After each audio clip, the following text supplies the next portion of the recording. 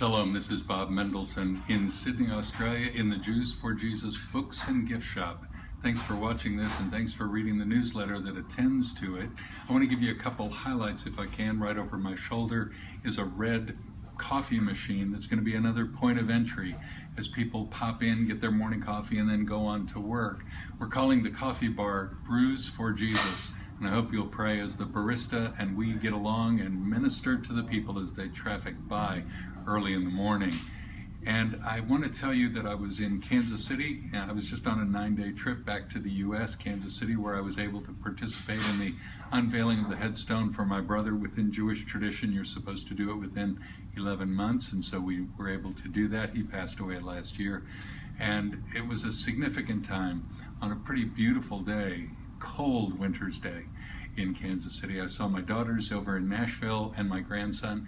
Then I was in San Francisco, where we had some significant meetings with leaders of Jews for Jesus internationally, planning for what's ahead, considering what we've been doing and seeing if we'll continue to do it.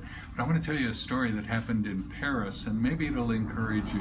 One lady rang our office. She was an older woman who wanted her 40-year-old daughter to receive some attention in the hospital. Turns out the 40-year-old was dying of a particular disease, and some of our people went to the hospital, ended up leading her to Messiah, praying with her, and she got saved. Pretty remarkable. Well, our team then called the mother, and to pass it on to her, found out that the mother wasn't even a believer and led her to the Lord as they went over and visited her. Now that's great too, but wait, there's more. Because at the funeral and reception that happens in the Jewish religion, this mother heard the story from a school teacher who had been praying for that daughter decades earlier when she was in her class.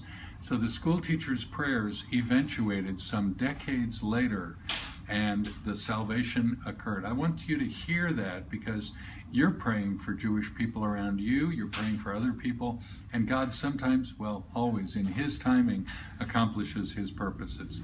So as you read the newsletter with stories from Brazil and Kharkov, Ukraine, and around the globe, I hope you'll keep praying for us and pray for those people in your neighborhood as well, that we might together see the glory of God happen in these days. Shalom, and thanks so much.